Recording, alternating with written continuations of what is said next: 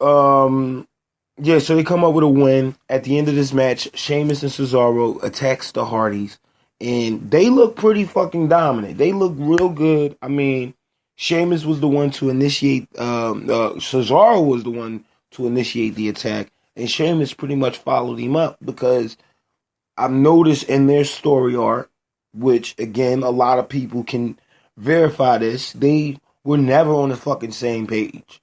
And that was just because Cesaro was a good guy and Sheamus was a bad guy. Cesaro as a bad guy is way better than Cesaro as a fucking good guy. Because I think it's the best move for him. Yes, he's a fan favorite. People love him. Okay, since he's been back, he has not turned heel. Now, since he's turned heel, I'm more interested in fucking Sheamus and Cesaro winning the titles. Since he's turned heel.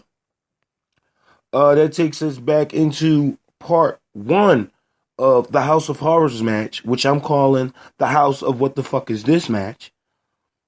Just to give you, part one said it all for me. Randy Orton pulls up in a limo to this like weird abandoned house or whatever the fuck this is. Freaking Bray Wyatt is apparently in this house, but there's crazy shit going on in each and every room. You got, symbols. You got broken doll babies hanging from the fucking roof. Just weird shit. Then, and it's basically just a street fight inside of a house. No funhouse mirrors, no smoke or fog or anything like that. There was some airy ass music in the background, but pretty much that was it. And so you're left with, at the end of this, freaking Bray Wyatt pushes a fucking refrigerator on Randy Orton. He jumps in a limo and starts heading back to the ring. The special stipulation to this match is that this first segment was pre-taped, and the last segment would end in the ring. So they tried to leave the idea of, okay, this happened earlier today. Now they're making their way to the ring now. But even in this pre-tape segment, everybody's confused.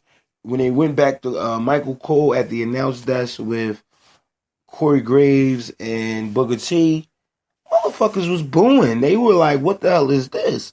And like I said, when you do stuff like this, and I blame Lucha Underground, because Lucha Underground has a unique way of telling their wrestling story. And I think WWE is trying to incorporate some of that. Like, I mean, you see the success the Hardys had, and you see the success Lucha Underground has. Let me put that together and present it to the WWE fan base who's never seen, if they haven't watched Lucha Underground or Total Non-Stop Deletion, they've never seen a product like this. So this would be entertaining, but to the non-casual viewers who've already seen something like this is bullshit. And that just is what it is. Freaking, so that was part one of the House of What the Fucks. We go into the women's match, which I think was probably before the House of What the Fucks.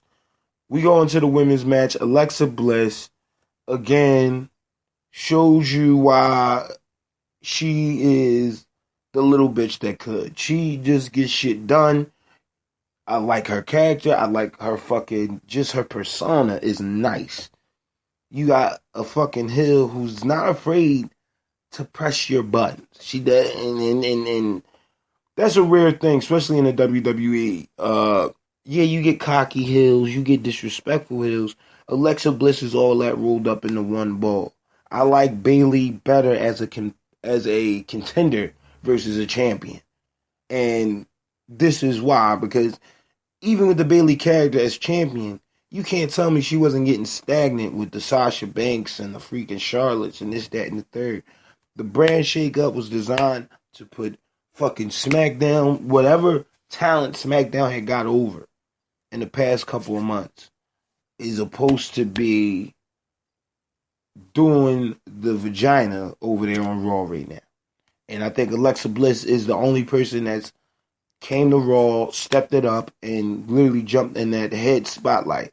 She beats Alexa Bliss in her hometown, and I'm cool with that. Nice little nasty bump from fucking Alexa Bliss to Bailey. She had her tied up, looked like she was going for a sharpshooter. Freaking Sasha Banks kicks out of the sharpshooter, but throws her into the LTD light post on the ring. That fucks Bailey up. She's still staggering from that. Alexa Bliss picks up the win, and that's pretty much how that match went. Seth Rollins versus Samoa Joe. Samoa Joe needed this win, and out of everything that went down, even in my brackets, I had Joe winning this. I'm cool with Joe losing to Seth Rollins. I don't like the way he lost. If Seth Rollins is a babyface and you're trying to promote him as a babyface, he shouldn't be getting heel-like wins. And what I mean by that, Joe, it looked like Joe was going for the his submission move, which is the sit-out crossface. And again, if he would have locked the crossface in, I'm pretty sure Joe would have won.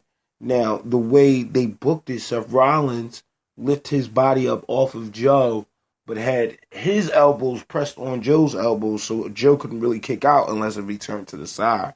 He did it the first time, but the second time Joe wasn't able to get out. He picks up the win, 1, 2, 3, and that was pretty much it.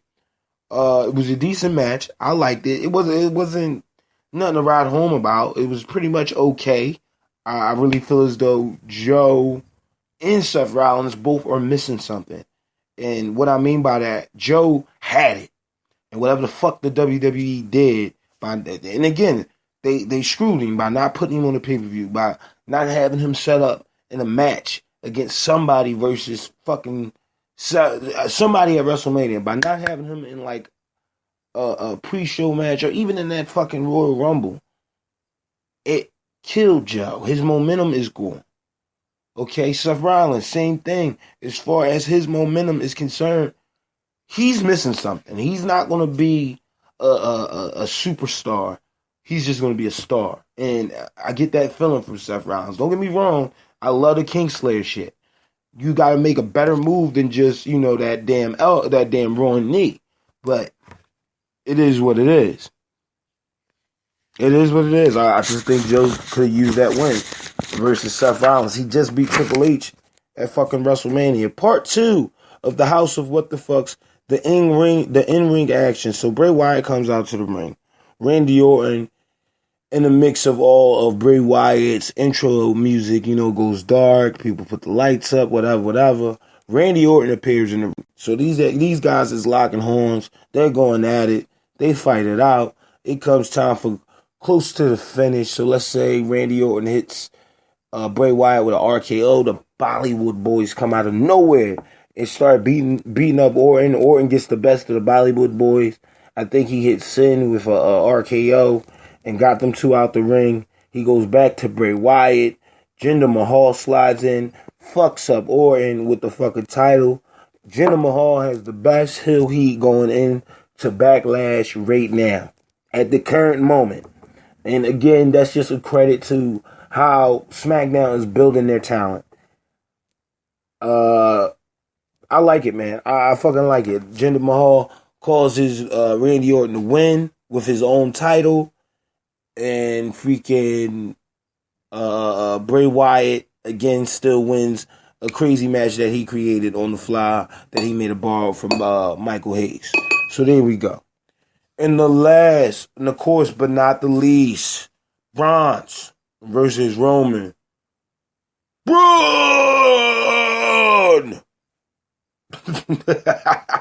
Fucking Roman Reigns gets the shit beat out of him, and he gets no sympathy from the WWE universe. I fucking love it. I fucking love it. Fucking Braun Strowman comes down and he hits his music. Roman comes down. He got his arm wrapped up. He got his ribs wrapped up. And he's hitting him with big haymakers with one arm and shit. And for what it's worth, I thought fucking Roman was going to win. Because it wouldn't surprise me WWE booking their Superman to beat their goddamn Doomsday. And that's what he is. He's fucking Doomsday. Okay? Braun Strowman came in and destroyed motherfucking Roman Reigns. And I know the fans out, the Roman fans. Oh my God, Roman. Oh, you're going to be all right. We love you, Roman. No, fuck Roman Reigns. Sorry about his loss. Nobody should have to go through that. Nobody should have to lose a family member, of course. But fuck Roman Reigns. Fuck Roman Reigns. I don't like Roman Reigns as far as him in the WWE. I mean, me personally, I don't know him personally as a person. He's probably a good dude. But the way he's being booked in the WWE, fuck Roman Reigns. Freaking, yeah, this was a great match. I'm gonna give you the breakdown of it. Fucking, of course, Braun's pick up the win. Roman's all beating the shit. Braun goes out and get the steps. He clocks him in the face first with it. And then he takes the fucking steps. Of course, fucking hits him in the goddamn ribs. And now Roman Reigns is bleeding all over the fucking place. So he gets up. He leaves on his own volition. The pay-per-view is off. They go to talking smack. Roman's trying to get to the back, trying to get inside the ambulance. Braun's come the fuck out of nowhere. I'm not done with you yet, Roman. I'm not done with you yet, Roman. And fucking knocks the goddamn door off. Roman Reigns slightly moves out the way. Fucking, there's some boxes set up over there. Braun runs into the boxes looking all crazy and shit. And that was pretty much it. Fucking, they close out with fucking Roman Reigns just looking strong after Braun's knocked the door off. And he defended himself, hitting with the door a couple of times, and Braun just walked away. I thought they could have ended. They should have just let it go. They should have ended it right there when the pay-per-view went on. That's it. That's it. I mean, they could have gave that extra segment, but I guess you can say Roman got the better hand towards the end. But as far as the pay-per-view is concerned, Braun looks strong. Braun looks like he's ready for Brock Lesnar. And I would like to think that's how you book Braun Strowman for SummerSlam. You have him go up against Brock Lesnar. And if not him, Finn Balor. Because you've seen the reaction of the crowd. You should be gauging everything off the reaction of the crowd. But that's pretty much it, you guys. This was a long segment. It went on for the 30 minutes. Let's get it in first. Of course, follow me on JP Outlaw. Special shout out to all everybody. I was on Facebook Live last night. Not Facebook Live, but Facebook and one of the chats with one of the another wrestling fan. He started a group on Facebook and he invited me into the chat. And I had a good time, man. I think I'm gonna do that every pay-per-view just to see where you guys are at as far as watching the WWE product.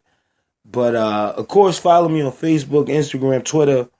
Wrestling Amino. We're close to 630 fucking followers. Good job, you guys. And